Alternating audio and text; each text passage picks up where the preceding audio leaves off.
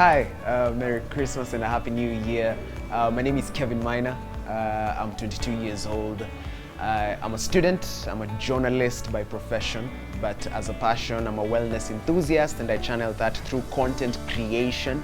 And I'm a millennial on the move. I don't love you because you're perfect. I don't love you because you know how to say the right words. I don't love you because you clean up nice. Flashback to my childhood. I was born in Nakuru, in a tiny village called Wanyororo. So that's where I was born, that's my grandmother's area. So I was born there. I started out school there in a school called Anesta. The main event was when I moved to boarding school in class 4. I moved to Naivasha Boys boarding school, which I normally say it was hell because it was.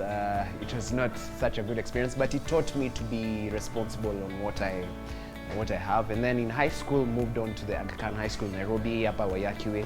One of the best schools, really opened me up to, my oratory skills. That's why I started doing debates. That's why I started really being outspoken, the teachers there. And then KU, nikaingia KU campus kufanya journalism. So that has been the journey. And I think every piece of it has helped me open up in some way, know how to package myself. That was in boarding school, and then high school, know how to open up and be open to ideas and observe and really tell a story through what I'm saying. Coming into a day mixed school, that's an international school, it was culture shock. And I remember coming there, I noticed how open students were with their teachers, right? So unapata mtu anakuja anaambia, anaingia hata kwa staff room. In Naivasha boarding you couldn't do that. But here, people entering the staff room, they're holding the teachers, they're really conversational, and that's where it began for me. So immediately, I remember one of my teachers, she pulled me aside at around Form 2. Kanyambe, you have so much potential, there's just something. And then she called me up to speak in front of students, and then she made me a prefect. And through that, I think I just started opening up kidogo, joined the debate club, started being active in school activities, engaging in anything and everything that I could. And so that's where it all began for me. Music drama, we used to do them. I started doing that in high school, acting, singing. So now coming to campus, I just really carried the same energy and proceeded with whatever I'm doing, and that's why I'm here today.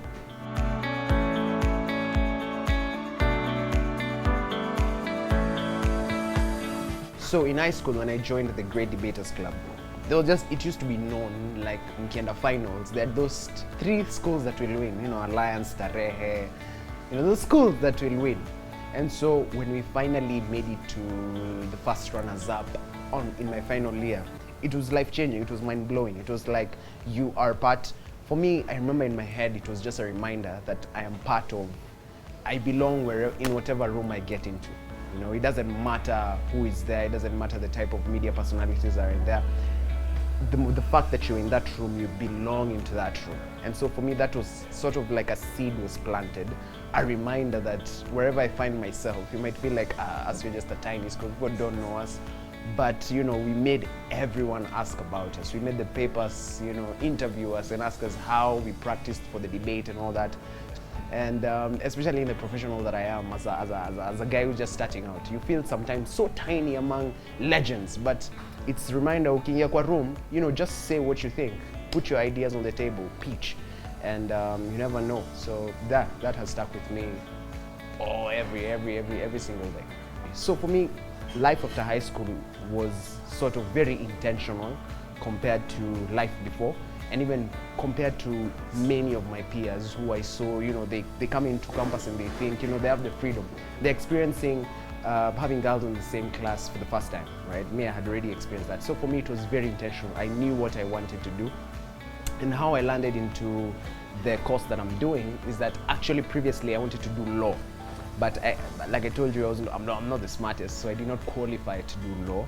And so the other thing that was communication worthy and that would give me an opportunity to stand on the spotlight and express myself through words was journalism. So that's what I settled for, and that's what I went for. In fact, in my school, it's called communication and media. So that communication bit really just appealed to me. So I decided, let me settle for this and go for it. So for me, it was very intentional. It was knowing what I want. It was chasing the bug from early on, gigging around and trying to find as many opportunities. I got into acting. I got into music, got myself a guitar, learned to play the instrument, got the camera out, started doing skits way early on, started doing voiceovers, started on radio for my school radio, and the rest is history.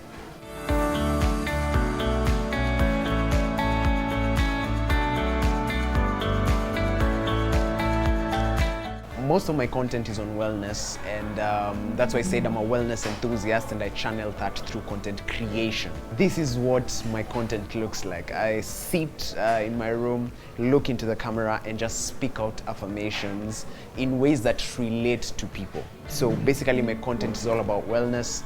It's all about good vibes. In fact, on my bio right there, safe space, such that ukikuja tu kwa page, it's just a safe space and it oozes positivity.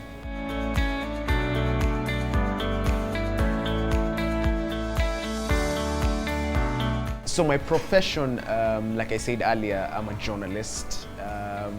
I'm currently based at Nation Media Group as an editorial journalist, as a podcaster, as a radio news presenter. It started out way early, way before I even finished campus. I'm actually still in campus. And I used to start writing earlier on because it was a passion of mine. So I used to write for the paper, kusumbua ma editor, kuwatumia ma articles kwa mail. They never used to reply. Some would tell me that it's not good enough, but I kept on going. I used to go up on the offices, just being aggressive. And then one day fast forward, I get a call and they say, we know you're still in school, but would you want or consider an opportunity in this area? If you would, come. And so that's what I've been doing for the past 8 months now. I've been balancing both school and work, and so far so good. What I like most about all the things that I'm doing, that whether including journalism, whether being a student, whether doing my spoken word, which I'm really passionate about, what I love about all of them is that they sort of connect, they are woven together. As a writer, words are very important. Every space that goes on the paper is words, and so every word has to be very purposeful. If you look at my spoken word, words take everything. I do like 30-second pieces, but with those 30-second pieces, the amount of information that I'll have poured in there, maybe considering words. So you look at, what do you want to say? Am I gonna cut out these ones? Do I want to make it such that this word carries more weight than just being wordy? So all of them are woven together such that even though I'm doing journalism, I'm practicing my oratory skills through the words that I'm writing. So I love them because they are all interconnected.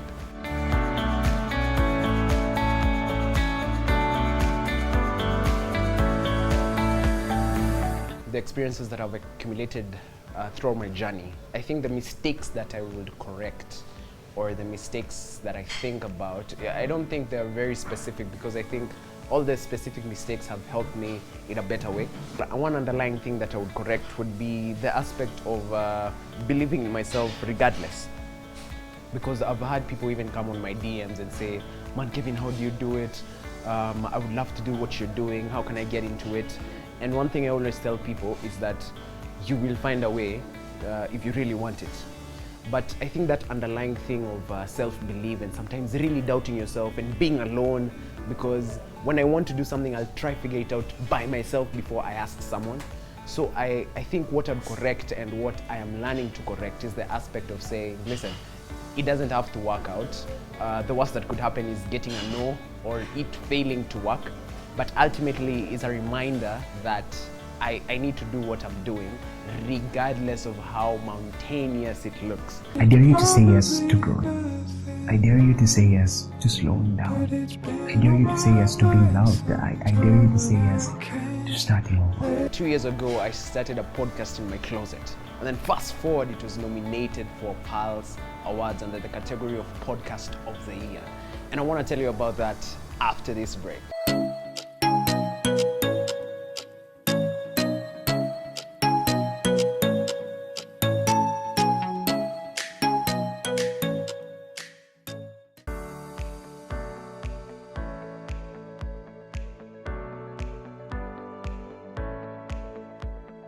The content creation journey started on a sad day in my room, right? So I remember I was going through a lot. It was right after high school, and I remember I was just at home.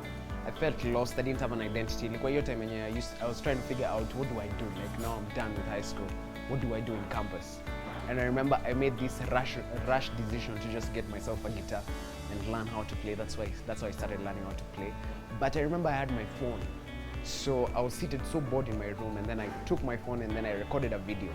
And I was doing a Luya accent. And then I recorded it and then I put it on my Instagram. When I tried to post too. And then people started reacting like, oh my God, you're so funny. You know, I can't believe that this is you doing that. And then I made another and another. And so I started doing that. And I remember every time I used to do it, it used to make me happy. So, and by the fact that it made me happy, it used to make other people happy. So I started making longer skits with different characters where I'm sitting there and I'm sitting there. I started learning how to edit, and progressively I started finding my niche. It was really difficult because I'm talking like 4 years ago. It was really difficult because at some point, you know, people get used to the same thing, and then it hits an impasse, and no one is really liking your videos anymore. So it took a while. I went to YouTube. I tried to do YouTube, but I remember all this time I used to just do what I would see is working out for other creators. So it wasn't necessarily what I loved. So it got to a point where I was from doing what I loved to doing what is seemingly making other creators like whatever they are doing. I took a break because I was sort of exhausted with chasing likes and chasing followers. So I said to myself, you know, it will come to me. So that's when I now dived into writing, because I felt like one of the best ways to express myself, wanaitanga meditating on paper. You write a story. It's not journaling, it's meditating on paper. So you write a story, and then I used to like how you would start with one word and then make it in such a way that you flow and make a story to the end. So slowly by slowly, I started finding myself that I was really into things that gave me peace, wellness. And then that's when I started a podcast that talked about wellness and really just taught people. So consequently, I started now reading books so that I have knowledge or information to share with people on my podcast. So the wellness really stuck with me because I think this was a shift. Now this was when I got into campus. This was a shift in me that needed to really figure out what I was doing. So I got into wellness, and then fast forward, I started doing what I'm doing. And this is so interesting because the spoken word that I'm doing, the way it started is I was sitting in my room. I thought of this idea. My first video was about rejection and how, you know, people can just get over rejection. And I remember thinking about it in such a way that, you know, people are going through rejection. I just went through rejection. How can I express it, and what have I learned about it from this experience? So I just took the camera, stood in front of the camera, and spoke about it in a very emotional way with very simple words, and it blew. Today's question is very simple. How do I deal with rejection? Allow me to give you a backstory. Now, the month is February of 2015. My mental state when I was making this specific video about rejection, it was just a thought that really came in because I looked into my life and I realized, nimepitia ma rejection mob, whether professionally, whether relationship-wise. In any way, rejection, I've gone through it. And I was just thinking about it. Why does it hurt every time that I go through rejection? And one thing I realized that I had not given it proper thought. And when I did give it proper thought, I realized it doesn't mean that these people hate me. It's just them giving me feedback, like I would give feedback to anyone else. It's easy to feel left out. Like, why am I the only one who hasn't figured it out? Why am I the only one with relationships that never last? And while we know these are deep-seated clouds within us, we're still afraid to unravel what's beneath the stone because what if I'm the problem? Basically, how I maintain my mental wealth in check, I would say things that have helped me is preventive measures. Preventive measures. Things that ground you, right? There are very few things that I do every single day that I have to do. If I don't do them, my day is not going to go well. The first one is working out. I have to work out every single day in the morning, the first thing in the morning. And it's just for 20 minutes. Working out does not mean I lift the weights or anything. It just means that I have to sweat to get my body into that mental state that, you know, revamps my tissues, that reminds me what I'm doing, why I'm doing what I'm doing. And then there's journaling, like writing down in my notebook my thoughts, my intentions, what I plan to do throughout that day. So those are very simple practices that I do that just ground me, that remind me every day, whether I'm having a bad day or a good day, that, I'm still on this journey called life. So my advice would be have preventive measures, whether for you it's working out, whether it's journaling, whether it's reading, have preventive measures that just make sure that you're grounded always. And as much as we may not talk every day, I'm here for you. The biggest lesson that I've learned so far is that, and this is an old saying in Kikuyu, that they say, you cannot run a shop without people. It goes something around that people are the wealth. Adoneido. People are the wealth, right? So the biggest lesson that I have learned throughout this journey is that the people are the wealth. The videos I'm posting these days, unlike previously I used to post a video and check whether is anyone noticing, is anyone liking. These days I post a video and I don't go back to social media because people are driving the content. People are sharing the content. Without people, you're nothing. So appreciate people, be very kind, reply to people's messages, just always be there for people and they will invest back in you. Always show up, always raise your hand. The world right now, especially professionally, is such that the bosses, they expect the bare minimum, but you can surprise them by giving them the best. So always show up, and that you're limitless. Like, you can do one thing in the same environment. You can do more than one thing. Don't just say, this is what I was employed to do, or this is what I'm supposed to do, and focus on that. You have your ideas, don't let them die.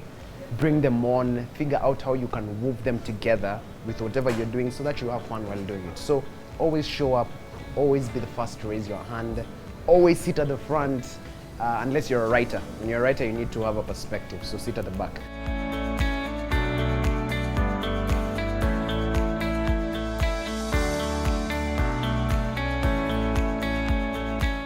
My dad, he's my role model, and I'll tell you why.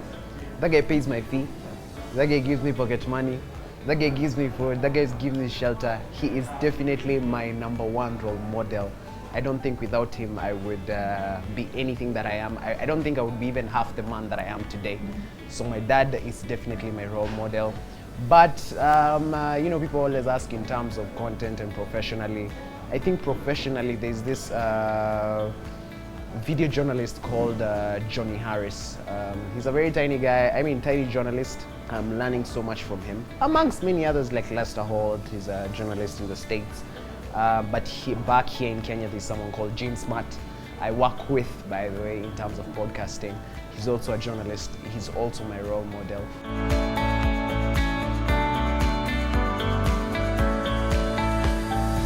To me, success means doing something that you really enjoy, something that brings you satisfaction. And that means whether you're getting paid for it now or not. So success is about doing something that is very fulfilling to you. If you can find that fulfillment, you are successful, without a doubt. So it's not a goal, it's sort of like the process and the feeling that you're having while doing what you're doing.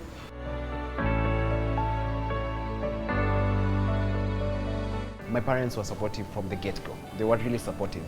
Perhaps the better question to ask is, did they understand what I was doing? And that is no, they did not. In fact, the underlying was always, school, which it is, and it's a priority, and I understand why it is a priority, and I'm glad that they always normally follow up on my schooling.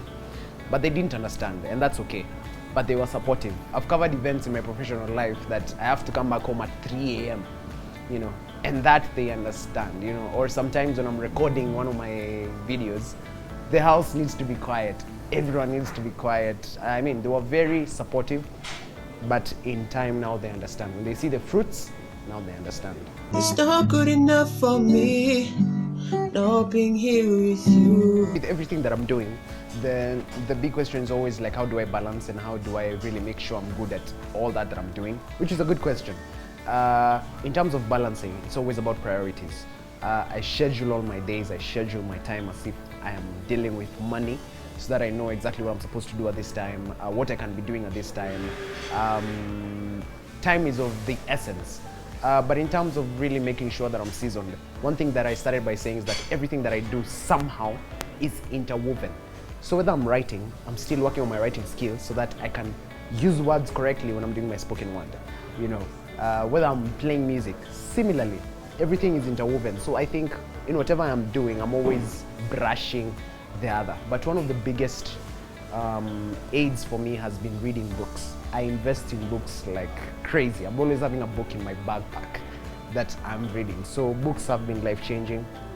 Whether I want to learn about advertising, whether I want to learn about graphic design, whether I want to learn about wellness, books. You can always get a book about anything. And you know, the wise men said the best way to travel is through the mind, and that's through books. I'd say like the biggest mistake that I see people doing when they're pursuing their goals and dreams is that they give up so early. One thing I've realized is that people have extremely great ideas, but they are very short-sighted, or they want results like this. For me, it took 4 years before 100,000 people recognized my first video. 4 years of content creation, 4 years of writing, before I got a call to finally write for the paper. So it takes a process. The biggest lesson is consistency. The best thing that I do in my free time, Netflix is bae, but more than that, I love working out. I love taking jobs, but I can't do that obviously every time. So in my free time, I record, you know, because I love recording the videos that I record with a peace in mind. So it's not work for me. It's just something that I do when I have free time. So I write down ideas, I read books, I watch a lot of TV shows and movies because I'm in that industry and I need to learn. I play music with my guitar, I listen to music, I dance. So everything that makes me relax, that goes into my free time. Talent is very important and everyone has it. So it won't just come to you at, oh, this is my talent. You have to try everything. You have to try anything on your reach. You might have even 5 talents.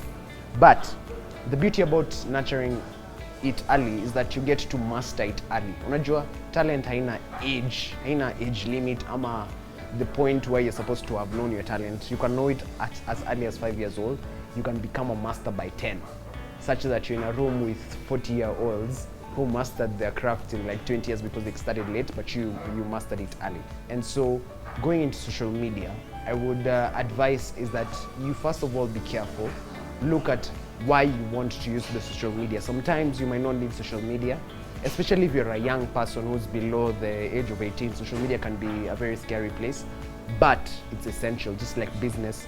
If you want to make money off what you're doing, social media is key. So it's all about putting yourself out there. The social media is just about presenting. It's not a portfolio, but it's presenting your work, and that's very important.